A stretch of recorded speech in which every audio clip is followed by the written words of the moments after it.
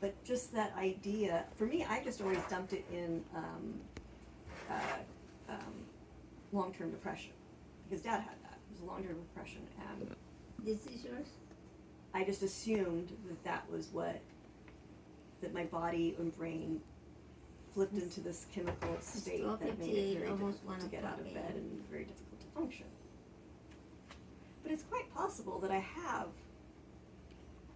something like one of these things, some kind of inflammation going on that's triggering this. Maybe not of the myelin sheath necessarily, because I'm not in, and I definitely don't have an extreme case. Like the extreme cases that they showed were just like, whoa, that's fucked up. But the treatment, so in many of the YouTube things, it's like, oh, it's untreatable, it's untreatable, it's untreatable, blah, blah, blah. And then there's like this handful of people who've been like, no, I cured it, I fixed it. But the treatment is exactly how I basically treat myself, which is be aware of your body limitations, don't have your boundaries, don't make your commitments because you're probably gonna have to cancel the commitment if you feel like you can't do it. So be able to tell your friends, hey, I'm an open, there's a possibility I can do it, but there's a possibility I can't. The treatment of when you're tired, you go and rest. When you were feeling overworked, like, do you remember when we went to the lot and I very quickly overheated and I had to sit down and just wait? And I had that experience normally at the lots. That one occurred faster because it was hot. Even the other days, like when Ramon would go or whatever, I can do a burst, but then after the burst, I have to go recover. I have to have this recovery time before I can keep going. And a lot of the cases that they talked about, it was this crash, burn, crash, burn, crash, burn, crash, burn. And so the treatment is to not do to not put yourself in a situation where you're going to crash and then burn. To remove the crash. They had a word for it. Pace yourself is the phrase. It's a pace yourself. You are doing a long-term marathon. Do not try to do a sprint because you're going to have to recover. But normal life is like a sprint if you try to do it too intensely. Mm-hmm. And it describes how, like, you know, when I go outside and I get overstimulated by the outside world and I come back in, I'm like, I have to go and, like, shut everything down and recover. This is just, like, the treatment for their thing is just what I do because I happen to bodymind listen to myself well enough to know that I need this. And this is what they did to make themselves recover. Mm-hmm. I was like, well, that's really funny. Mm-hmm. So I was thinking, I was like, well, how do I market this? Of like, well, I don't know if I have this, but I went and watched, I want to learn more about this. And it describes like a lot of what I have. And when I looked at the treatments, it describes a lot of what I do. This is what I do in order to help me, quote, function. I'm still not a fully functioning human. Mm-hmm. I am very far from a fully functioning human. So maybe you don't want to follow in my footsteps because it does limit me. Mm-hmm. But that was the other thing that they talked about was the acceptance of the fact that these are people who used to run around, they used to be sports people. And the claim by the people who cured it was that you can get back to eventually to being these sports people. You just can't say, oh, I used to be able to do sports, so I should be able to do it again, then try to go do it, and then find out, oh wait, I can't. Mm-hmm. You have to slowly step your way back up there. You can't just jump back in. Yeah. Humans are patently unable to accept new limitations like that.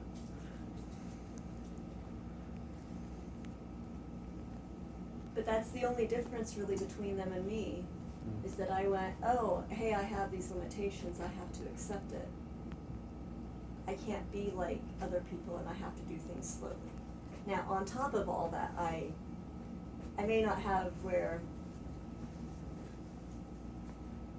the fatigue part, but I do also have the OCD and all these other mental quirks. And just the whole mental health idea, that they don't really know how to treat a lot of it, but a lot of it from these people who've cured it is just body mind listening. So whatever, and so what I wanted to like post this video of saying, look, it doesn't matter if you have, regardless of whether you have chronic fatigue, ME, OCD, whatever, by I don't know, what is it called, where you go up and down? Bipolar. You can take all these drugs. Some of them may treat you, may help you, may not. If they diagnosed you right, yes, it's great. If they didn't diagnose you, it's going to screw you up, whatever.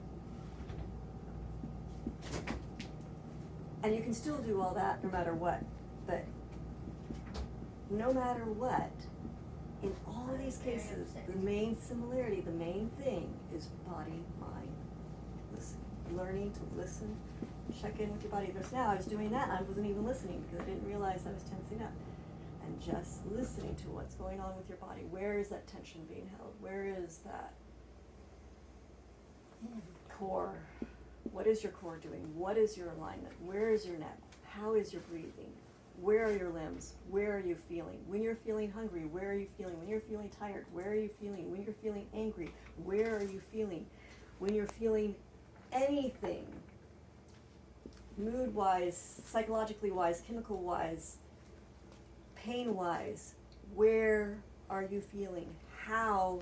Describe the inside. Listen to the inside. When you're feeling anxiety, when you're feeling stress, that trick, that habit of checking in with your body, listening and paying attention to it. When it's hungry, you not necessarily feed it, because sometimes you need to do a fasting because that's what your body actually needs. And if you learn to listen to your body, you learn to when it needs the fasting. When does it actually need the food? Are you eating because it's the 3 o'clock and it says it's 3 o'clock, or you said it's lunchtime and it's 12 o'clock and that's when you're supposed to eat? What if your body says that's not when you're supposed to eat? Don't try to force yourself to eat when you're not supposed to eat. Right. When you're like, oh, I must be hungry because the food will get rid of my anxiety. But maybe that's not what you actually need right then. Maybe what you actually need is to stand up and shake around for a bit. But now, like the ME people, like they used to be prescribed to do exercise, and then they would do exercise and they would burn out even faster and they would become even less able to move. Well, maybe you do something exercise, but you don't do a hardcore exercise. Maybe the only exercise you're going to do that day is just stretching out your arms and moving them around gently, just very gently. The idea of being gentle to your body.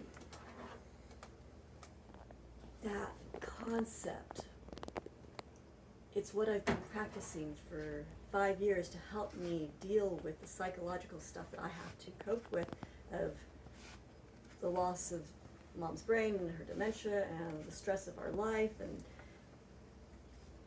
okay, how do you do this and have a job at the same time? Well, I don't have a job, and it is a struggle. It is a financial difficulty. But then you learn to change your job and find a job that will allow for the freedom of being able to care for yourself. No, I can't find it. This one. So I'm going to go back to my job, which is taking care of my mom. But luckily my son, I was talking about all this with my son so that I could just help describe some of what I saw. And what I want to make available to people is the sharing of body, mind listening, and helping you to learn how to listen to your body.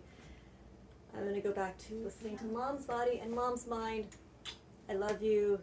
Subscribe. I love you too, so I'm going to the toilet. Okay. And see, she's listening to her body. She's like, my body says I need to go to the toilet. And do you know how many people don't pay attention to when their body has to go to the toilet? Like, so many people, like, they feel like, oh, I have to pee or I have to poo, but I want to get this thing done first.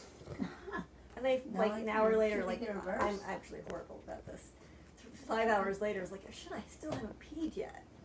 Because I'm really good. I'm really good at body, mind listening. I'm also really good at body, mind ignoring until the pain just gets so bad.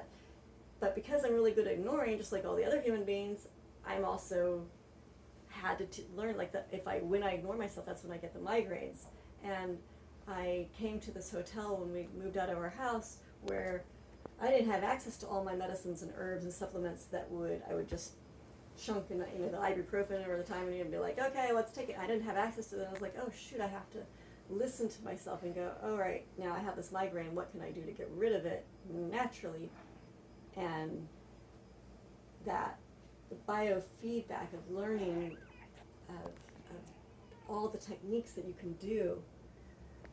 Some things work, some things don't work.